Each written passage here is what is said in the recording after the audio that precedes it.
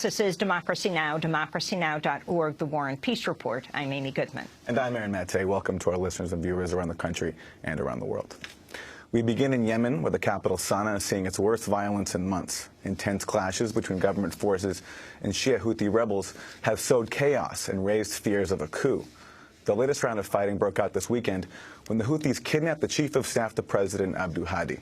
The Houthis are protesting the text of a new draft constitution that would divide Yemen into 6 federal regions.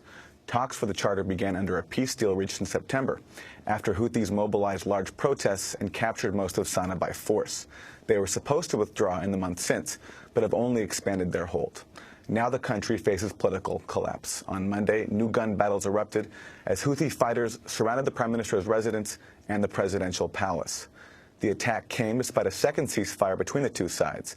The capital appears calm for now, but tensions are high.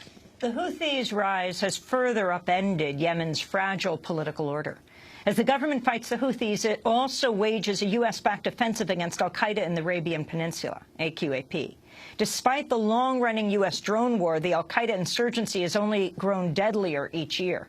The Houthis themselves have also fought Al-Qaeda at the same time as they now take on the Yemeni government. The Houthis appear to have major backing from longtime President Ali Abdullah Saleh, the ousted leader who was ousted in a popular uprising in 2011. The latest unrest also comes days after Al-Qaeda in Yemen took responsibility for the Charlie Hebdo massacre in Paris.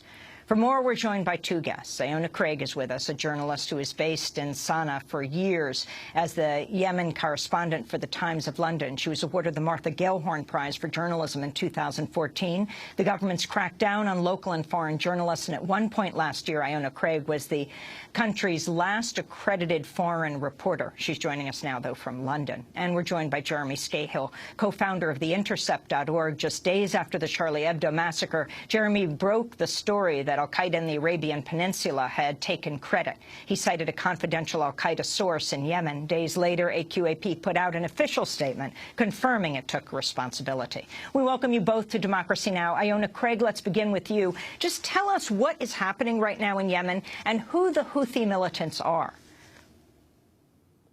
And what's happening now is it's really political posturing on behalf of the Houthis.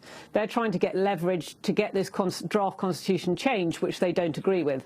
So they've kidnapped the presidential aide, the chief of staff, in order to get that leverage. And then the fighting that we saw in the last 24 hours was also part of that. So the negotiations at the moment are going on for the release of Ahmed Awad bin Mubarak, the chief of staff, in exchange for changing the draft constitution.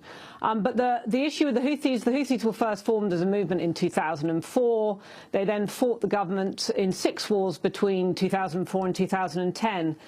But they then became part of the Arab Spring. They put down their weapons. They joined the protests. They joined the sit-ins, particularly in Sana'a, and became part of that peaceful movement. But the transition that followed, that was backed by the international community and actually instigated by the US in the first place, did not go their way. So when the national dialogue was concluded in January last year and the decision was made about federalism and to divide the country into 6 regions, the Houthis weren't happy about that. And that was when they started taking territory. So they were pushing from their stronghold, if you like, in Sada, up in the north, which is up by the Saudi border, and they started pushing south towards Sana'a. This was also then an opportunity for Ali Abdullah Saleh to join in, because the Houthis' main enemy is Islah, which is Yemen's equivalent to the Muslim Brotherhood, who'd gained a lot of power after the Arab Spring and a lot of political power. So they had a joint enemy. So between the support of Ali Abdullah Saleh and the Houthis, they were able to take that ground. They were able to beat the Islahi-supported tribes and eventually got to Sana'a in September. And in the space of 4 days of fighting, the Minister of Interior then ordered troops to stand down, and they took control of the city. When you say the Houthis are engaging in political posturing, do you mean then that they're not trying to carry out a coup despite all this fighting in the capital? I think it's really hard to determine whether that's the case or not. in September, they had the opportunity to do that. They could have kicked President Hadi out at that point, but they didn't, which makes me think that they probably won't do that now. It depends how far they're pushed. If they don't get their way with the constitution, then they may indeed do that. But I think the Houthis have so far stopped short of actually taking physical power. Again, they could have put their own people up as ministers when the new government was formed at the end of last year, but they chose not to do so because it means that then they are not held responsible for when the government collapses and things go wrong, where they're taking this silent control by trying to manipulate the government, take control inside ministries without actually having their own men in power. Jeremy Scahill, how does what's going on in Yemen right now, a place you also have spent time in and reported from, relate to what happened in France and AQAP, Al-Qaeda in the Arabian Peninsula, taking responsibility for the Charlie Hebdo attack? Well, you know, one of the things that's interesting, just to add to what, to Iona's analysis, which I think is really spot on, is that the Houthis have been a really interesting political football of sorts in the U.S. policy in Yemen.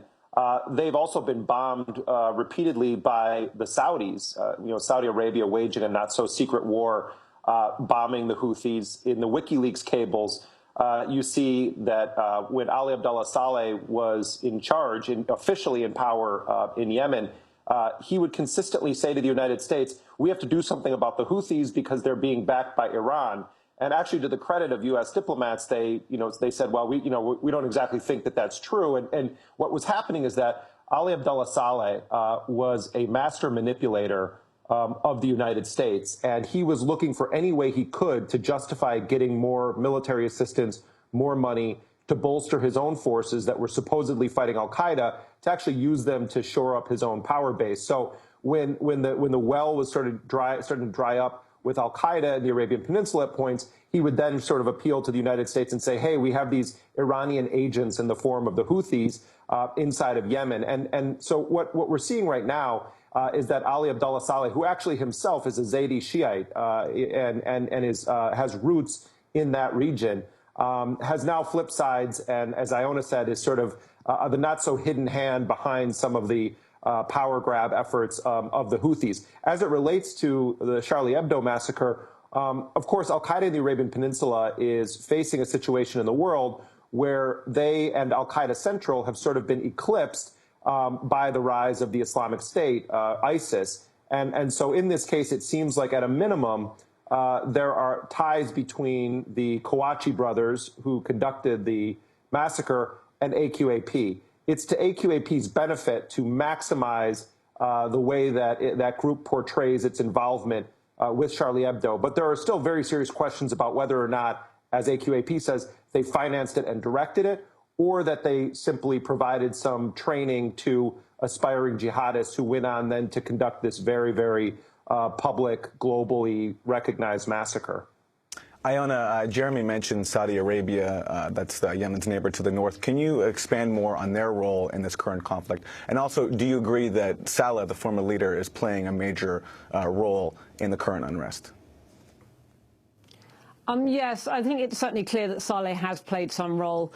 It was clear to me after the Houthis had taken over control of Sana'a in September, just walking around the city, talking to people, even talking to some of the men that were Houthis and other people around the city, that many of those plainclothes gunmen that you were seeing on the street as Houthis had actually been part of the Republican Guard before, which the Republican Guard was a unit under Ali Abdullah Saleh's time and was commanded by his son, Ahmed Ali. So there was very much an overlap between the Houthis and what used to be the Republican Guard in the takeover of Sana'a in September, and indeed in the continued control of the city since then.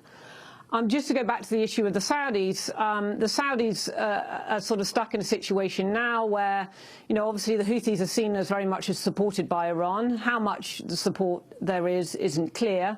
but those are obviously their regional rivals.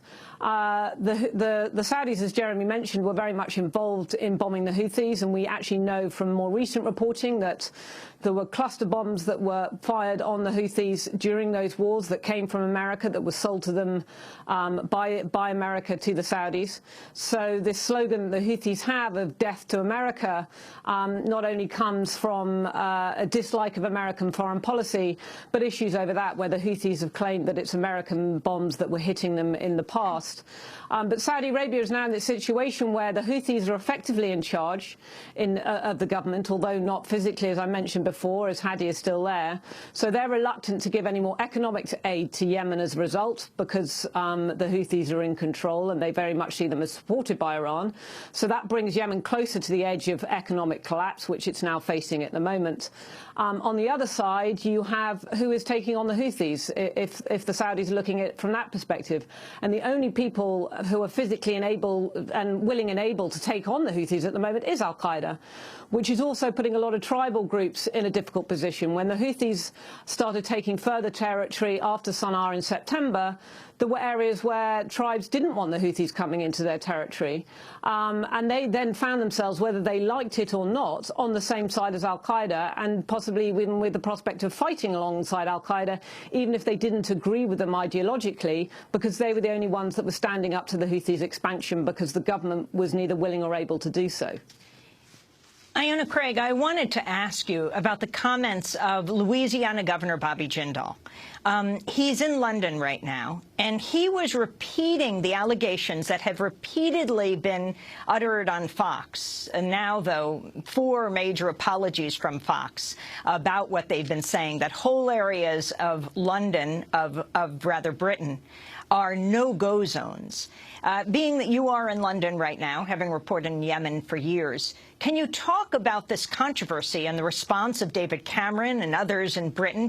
They also made Fox also made the allegations about France. I think really people here obviously feel incredibly insulted by that kind of very ignorant comment. Or, you know, some people have just laughed it off as slightly ridiculous, as many people see those kind of comments. But yeah, I mean, I've spent time in Birmingham. I'm living at the moment in South London. You know, these are the communities, multicultural communities in both cities that are certainly no-go areas for anybody in that respect. So yes, I think it's deeply insulting to the people of Birmingham particularly. Birmingham is the place where the so-called terrorism expert Steve Emerson said on Fox is completely Muslim. It's majority Christian, actually, and then he was forced to apologize. Iona. Yeah, I think probably the crucial thing is their so-called terrorism expert. You know, perhaps this is somebody who hasn't spent much time out from behind a desk for a while. Certainly, obviously, hasn't visited Birmingham anyway. Well, Iona, back to Yemen, what do you see happening next?